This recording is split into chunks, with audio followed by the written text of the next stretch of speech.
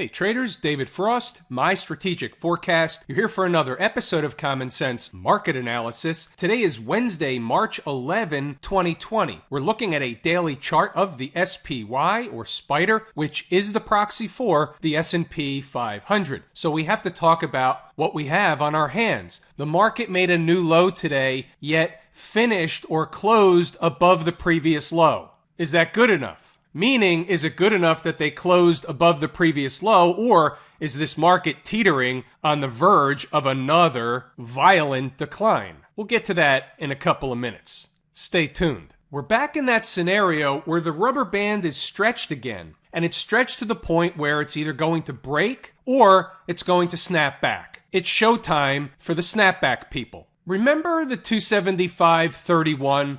Of course you do. I want to draw your attention not only to that number, but to inside the numbers. There's a lot of good stuff in here today. I'm going to scroll up, let you read it on your own. You can start and stop or pause the video at any point you like. What I'd like you to do is read the notes. Even if you have no intention, have no need, have no desire to trade intraday or know what's going on in the market intraday from a commentary perspective, take a look and see what's going on. Some of the stuff is truly remarkable. So right out of the gate this morning, obviously the market was trading down hard, so we have the same or similar routine on our hands. We have to wait for the market to open, let the morning rush subside, let the shakeouts happen, let them pick a direction, and we can have something to sink our teeth into. Moving along, go ahead and pause or read the notes at your leisure. Discussing a couple of trades as the morning goes along. We had a nice rocket ride on one.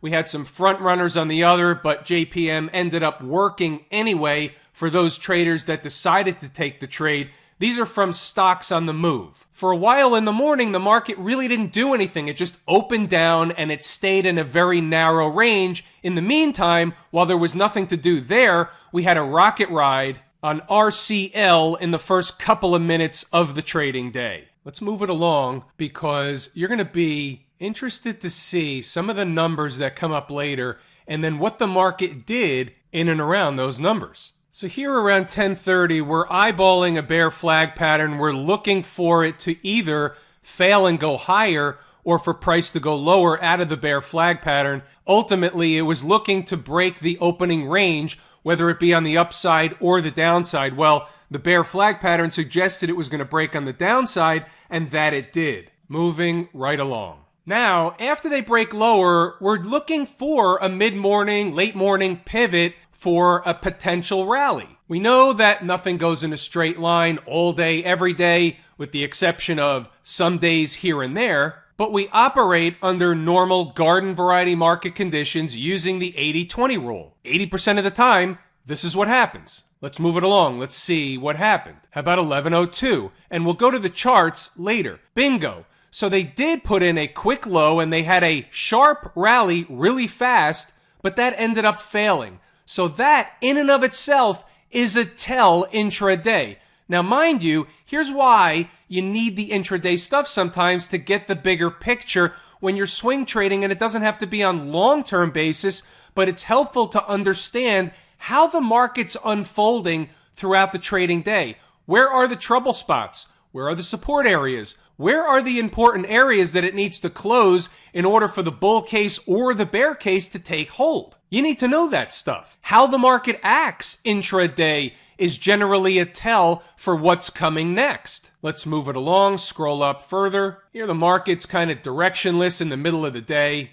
Very, very weak, dripping lower. Any rally is just beaten down with a stick. All of a sudden, let's get into what happens around the 227 post. Start discussing some stuff that we need to know. You need to know what's going on around the horn. You see how they consolidated right on top of, back and forth around 275.31. This number is going to come into play all afternoon long. That is our pivot. Above, the market's not in dire straits, but below, it may be. Now, we also start mentioning what can happen after hours. You get stimulus plan discussion. You get some effort at a government rescue operation. They do that. We've seen that before. We've read this book before. The market gets jerked around day in, day out. So it's an awareness. We need to be aware of the circle jerk. 237, quick failure or a run-up and failure. 275.32, 1 penny over the magic number.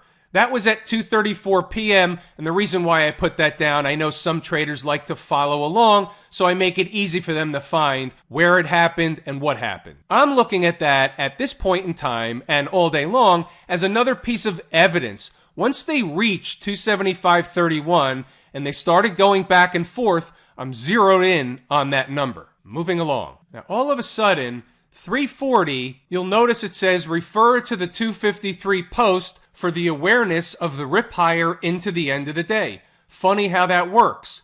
Are they that predictable? What's in the 253 post? Keeping an eye on 275.31 and keeping in mind the end of the day. If they're below, they will try or they can try and jam them up into the close. It's important from where I sit. I'm already priming the pump. I could see the writing on the wall. By the way, here's a snapshot of inside the numbers, stocks on the move. We'll go over some of the charts real quick. Some of the ones that say entry hit were actually no trades. We'll go over them in a couple of minutes. Let's talk numbers. First of all, before we get into the numbers, let's just make sure we're all on the same page. You're starting to get the fear in the market. They're talking in the media about the 20%, meaning the bear market, the official of the bear market, as if yesterday it wasn't a bear market and all of a sudden today it is. You're getting the realization that there's something else going on that's not just limited to the coronavirus. They're certainly talking down the economy as a result of what would happen if there were widespread quarantines or closures or containments, whatever they want to call it. Certainly big impact across the board. You can list out all the impacts 100 ways till Sunday and you can keep going. But I'm getting the sense, and I did listen to some of the commentary today on our favorite media channel, and what I found was there's really a fear that there's something else going on. They're really starting to talk about liquidity as an issue. When they talk about liquidity, that's when markets can freeze up, when there's a lack of liquidity. So we don't know exactly what's going on, and frankly, we don't really care because the charts are going to tell us the tale. Let's go with a 5-minute chart, and let's have a focused discussion on 275.31. So the market gaps down today and it drips lower. It has that rally that failed, and here we come into 275.31. Look what happens when we get around 275.31. And again, we're not going to split hairs over the exact number. That's my number. So whether it's a few cents over, a few cents below, doesn't really make any difference. Look what you have here. It hangs around, back and forth, over and above, down below, back above. Even after all that, it starts to give up the ghost. Essentially, this is another bearish pattern anyway. It starts to go lower, tries to get back above, and it fails again. You can see this one candle here. That's evidence in and of itself. First, we hit it. Here's the high of 275.32. Seems to be 275.32 came up a lot today, so maybe my number's a penny off. But here's the deal, by the way. When you see this happen, and you think the number's important before, and it proves to be important before, and it becomes important today, meaning it's important again, and they hang around and they try and beat on it and they rally back to it and they fall away, it's important.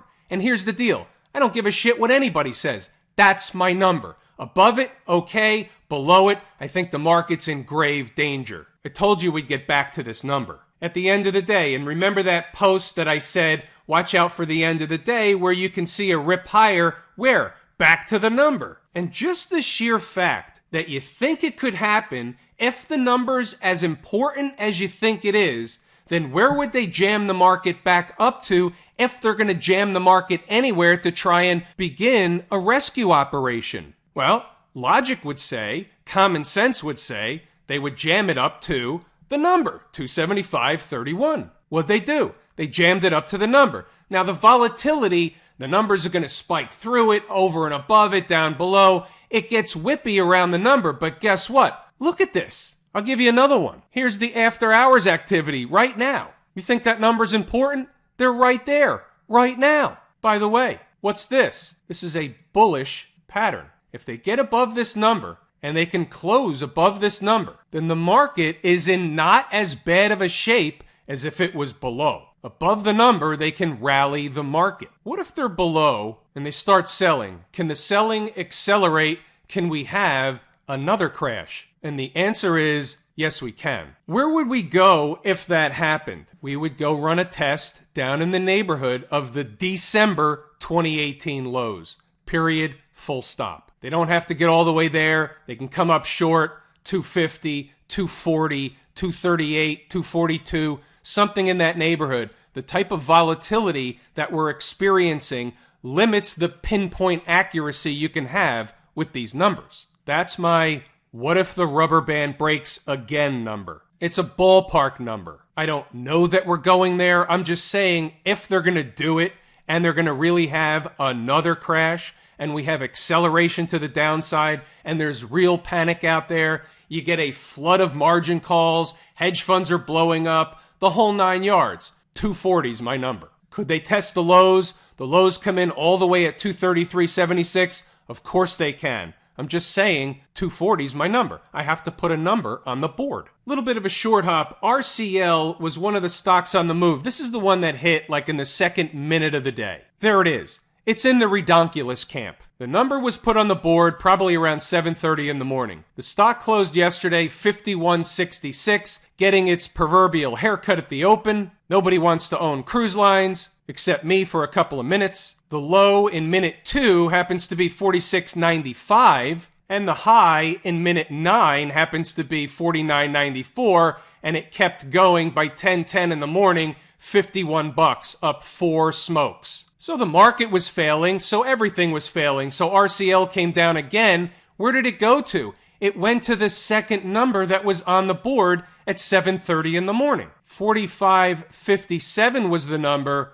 In this candle here, the low was 45.50, and the stock took another rocket ride up north. That's pretty slick stuff. That's about another $2 bounce. This is one stock, 2 trades, $6. Not bad. How about BABA? BABA was on the list. We had 2 numbers on the board, 198.34, 195.98. So you can see what happened. It comes into the 198.34 and it goes back and forth for a while. It's actually making a bearish pattern, but in the process of doing so, it rallies to a high of 199.96. So it gives about $1.50, a little bit more than that before breaking down. And I get most traders are not participating in stock trades today. They're spectators. The majority of people should be spectators today. However, there are plenty of traders that were participating. They understand the risk they're taking on. As such, they're generally taking a smaller share size. They're aware that things could get out of control rather quickly in these volatile markets. Now, BABA comes down to the second number, makes a low of 196.11, not good enough, takes off to the upside. That one was a shame. Nobody would have been taking that trade anyway. In the middle of the day, when the market's collapsing, everybody thinks it's going to the abyss, but the numbers work. This one was front run. Here's another one, JP Morgan, 96.25. You can see what happened. It missed it by a little, rallied up, finally came into the number, and then really rallied up, making a high of $100 and a nickel. Not bad. Almost a $4 run for JPM. Numbers were on the board about 7:30, 8 o'clock in the morning. In uniform, ready to go. PDD, this one doesn't count. The price consolidated over the number for too long. So even though the number kind of worked, you can see what happened. The bulls and bears were definitely fighting the cause in and around that 35 and change number, but this one doesn't count. It's basically a no trade. Similar scenario for Boeing. Came close in the first candle of the day, rallied away too much, came back in, and you can see where they fought in and around this 212 area, came down a little bit and back to it before getting rejected and falling away. So what was once support, or what should have been support, becomes resistance because the destination was elsewhere. Is there anything really to discuss in the IWM? It is my favorite market leading indicator, and guess what? It's leading to the downside. So we have to go, obviously, to another chart. And when you go to the weekly chart, look where we are. We've already surpassed the lows from December 2018. These are the same lows that we just discussed a few minutes ago. So this market is way ahead of the power curve. You got to go to the monthly chart. Where are they going? These are my monthly numbers. 118, 116, in that ballpark. If that doesn't hold, you're going to par. 102, 103, even to par. We'll call it 102.50 for argument's sake. If I have to have a number, that's my number on a collapse. Not saying they are going to collapse. I'm saying if they collapse, that's the number. What's going on down at the transportation department? My second favorite market leading indicator, number one canary in the coal mine. December 2018 lows. We're not even close. Canary in the coal mine. Mark that down. What's the number here? I don't even want to tell you. How about the folks out in Silicon Valley? They didn't even get to the lows from the other day.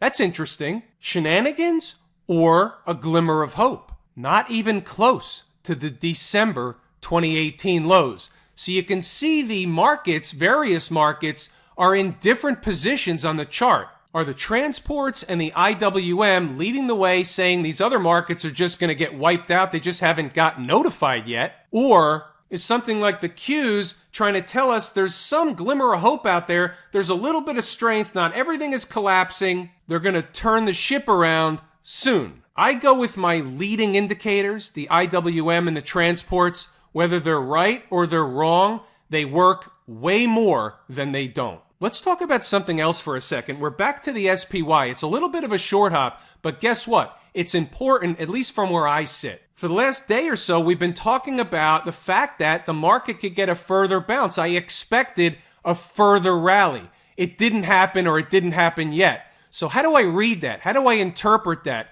Is that important information? How do I use it? Everything's important, and you use everything. This was a hot zone. This is an important area, meaning the market should have got a bounce from this area. It should have been better than it was. Better than a one-day wonder. What does that tell you? Trouble. Could also be delayed. Could also be the trick, trap, fool, and frustrate crew. No doubt about it. That's why we have an awareness that they could certainly have a repair operation going on. Something like a stimulus plan, something that's going to save the tape. That'll cause shorts to run for cover, huge gap up in the morning. You know the routine. But we have to be aware of the gap down. If you have a gap down, it's pretty much sealed, at least from where I sit, that the next leg of what we just saw is probably starting all over again. Are we getting any information from the financial space? Other than bad information, no. The XLF was down 5%.